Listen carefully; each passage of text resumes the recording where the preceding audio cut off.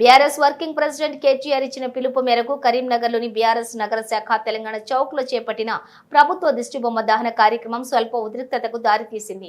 తెలంగాణ చౌక్లో ప్రభుత్వం దిష్టిబొమ్మను బీఆర్ఎస్ నేతలు దహనం చేయబోగా పోలీసులు అడ్డుకున్నారు. బీఆర్ఎస్ నేతల చేతుల్లోంచి దిష్టిబొమ్మను పోలీసులు లాగేందుకు ప్రయత్నించగా ఇరు వర్గాల మధ్య స్వల్ప తోపులాట జరిగింది. ఎట్టకేలకు పోలీసులు దిష్టిబొమ్మను లాక్కుని అరెస్ట్ చేసి వాహనంలోకి తరలించారు. ఎమ్మెల్యే జగదీష్ రెడ్డి సస్పెన్షన్ ప్రజాస్వామ్య విరుద్ధమని నేతలు తెలిపారు.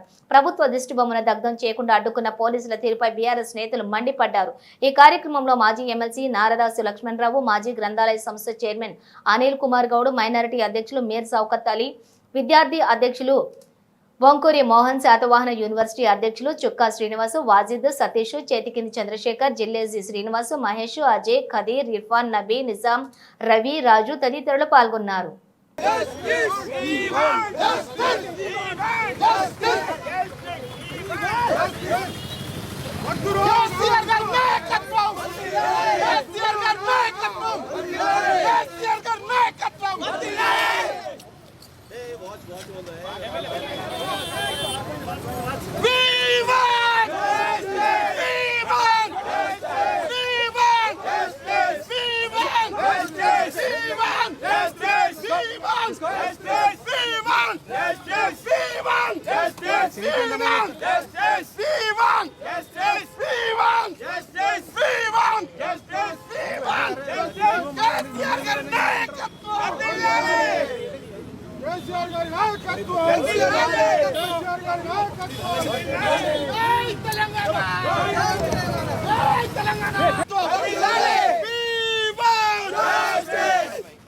కేసీఆర్ గారి నాయకత్వం.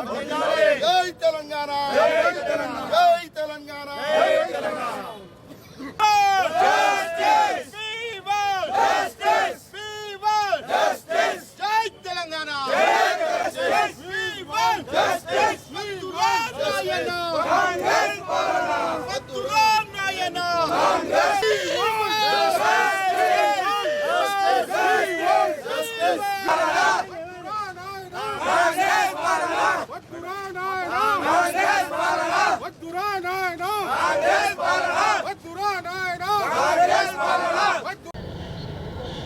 నిన్న అసెంబ్లీ వేదికగా సాక్షాత్తు జగదీష్ రెడ్డి గారిని రాజ్యాంగానికి విరుద్ధంగా చట్టసభల్లో ఉన్నటువంటి ఎమ్మెల్యేలను గౌరవించడానికి పోను రాజ్యాంగాన్ని తుంగలో తొక్కుతూ సస్పెండ్ చేసిన విధానాన్ని వ్యతిరేకిస్తూ ఈరోజు గౌరవ పెద్దలు BRS party working president KT Rama Rao గారి ఆదేశాల మేరకు, గంగుల కమలాకర్ గారి సూచన మేరకు కరీంనగర్ నగరంలో ప్రభుత్వ దిష్టిబొమ్మ దానం చేసి ఈ ప్రభుత్వ యొక్క మొండి వైఖరి నశించాలని చెప్పేసి ఇక్కడ పెద్ద ఎత్తున దిష్టిబొమ్మ దానం చేసి ప్రభుత్వ నిర్లక్ష్య వైఖరిని ఎండగడదామని ఇక్కడికి వస్తే మినిమం ఒక పౌరునికి ఏం చేస్తున్నారు ప్రభుత్వ వైఖరిని ఎండగొట్టాలని చెప్పేసి ఒక చిన్న కార్యక్రమం కూడా చేసుకోకుండా గతంలో ఎన్నడూ లేని విధంగా 50 మంది పోలీసులను పెట్టి ఇక్కడ మా కార్యకర్తలందరి పైన కూడా దాడి చేయడం జరిగింది.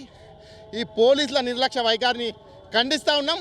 అదేవిధంగా ప్రభుత్వం ఒక పౌరుని యొక్క అన్ని అధికారులను తుంగలో తొక్కుతూ పూర్తి స్థాయిలో వారి చేతులకు మా హక్కులను కాలరాస్తూ వారి చేతుల్లోకి తీసుకొని ఈరోజు మమ్మల్ని అందరినీ ఇబ్బంది పెట్టడం చాలా బాధాకరంగా ఉంది. కాబట్టి ఇలాంటి మళ్ళీ కూడా పునరావృతం కాకుండా తెలంగాణ రాష్ట్రం మొత్తం ఈరోజు కార్యక్రమాలు జరుగుతూ ఉన్నాయి. దయచేసి ప్రజలారా ఒకటే గమనించండి, ఈ కాంగ్రెస్ ప్రభుత్వం మరీ ముఖ్యంగా రేవంత్ రెడ్డి గారు, ఒక ఉద్యమ ద్రోహి అయిన రేవంత్ రెడ్డి గారు ఆధ్వర్యంలో నడుస్తున్న ఈ ప్రభుత్వం పూర్తి స్థాయిలో విఫలమైందని తెలియజేస్తూ రాబో రోజుల్లో ప్రభుత్వ మొత్తం అన్ని రకాల కార్యక్రమాలను కూడా ఎండగడుతూ ఎప్పటికప్పుడు ప్రజల్లో ఉంటామని తెలియజేస్తా ఉన్నాం. జై తెలంగాణ.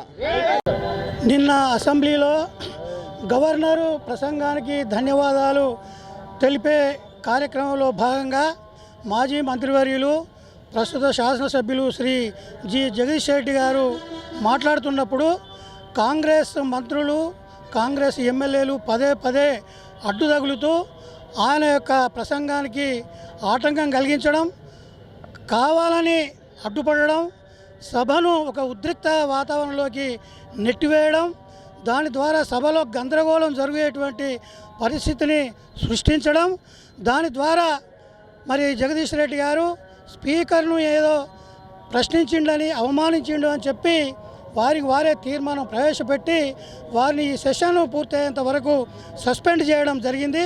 ఇది పూర్తిగా ప్రజాస్వామ్య విరుద్ధమైనది, సభ్యుని యొక్క హక్కులను కాలరాచేటువంటిది అని చెప్పి మేము భావిస్తున్నాం. ఈ యొక్క అప్రజాస్వామిక చర్యను, ప్రభుత్వం యొక్క అస్వామిక చర్యను ఖండించడానికి, దానికి నిరసన తెలియజేయడానికి ఈరోజు మరి ప్రభుత్వం యొక్క దిష్టి బొమ్మలు దహనం చేసి నిరసన వ్యక్తం చేయాలి ప్రభుత్వ చర్య పట్ల అని చెప్పి గౌరవ BRS party working president KTR గారు పిలిపించిన సందర్భంగా ఈరోజు ఇక్కడ టీఆర్ఎస్ బీఆర్ఎస్ నాయకుల యొక్క పొన్నం అనిల్ కుమార్ గౌడ్ గారి యొక్క నాయకత్వంలో ఇక్కడ తెలంగాణ చౌరస్తాలో దిష్టి బొమ్మ దహనాన్ని కార్యక్రమం చేపట్టగా పోలీసులు మాకు జరిగినటువంటి గందరగోళం జరిగింది. ఇక్కడ కాల్చివేయకుండా అణిచివేయడం జరిగింది. అంటే కనీసం నిరసన వ్యక్తం చేసేటువంటి హక్కును కూడా ప్రభుత్వం ఈరోజు కాలరాచి వేసింది.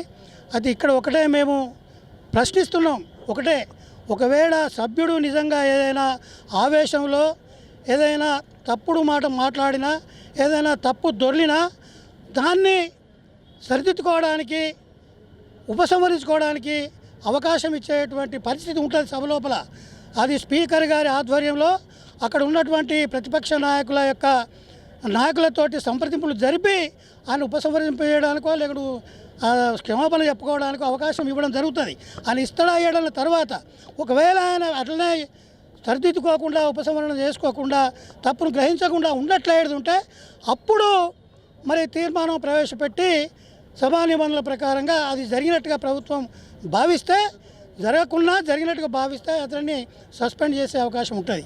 కానీ కావాలని ఆయన గవర్నర్ ప్రసంగంలో ఉన్నటువంటి తప్పిదాలను అందులో పొందుపరిచినటువంటి అంశాలను ఎత్తి చూపుతూ ప్రశ్నిస్తున్న సమయంలో దానికి సమాధానం లేక, దానికి జవాబు చెప్పలేక అణిచివేయడానికి ఆ రకమైన కుట్ర పన్నిండ్రు కనుక అయినా కూడా ఈ సెషన్ ఆ ఒక్కరోజు అప్పుడు బయటకు పంపించడం అనేది కొంత సమంజసమేమో. కానీ ఈ బడ్జెట్ సెషన్ అయ్యేంత వరకు వారి యొక్క హక్కులను కాలరాసి గొంతు నొక్కడం అనేది ప్రభుత్వం యొక్క పిరికి పంద చర్య. ఇది తన తప్పిదాలను ఈ రకంగా సస్పెన్షన్ల ద్వారా కప్పిపుచ్చుకుంటా అనుకుంటే అది నిన్న మొత్తం యావత్ ప్రపంచం, యావత్ దేశం, రాష్ట్రం అంతా చూసిర్రు అక్కడ ఏం జరుగుతున్నదో. ప్రజలు వారికి తగిన సమయంలో తగిన బుద్ధి చెప్తారని చెప్పి మేము భావిస్తున్నాము.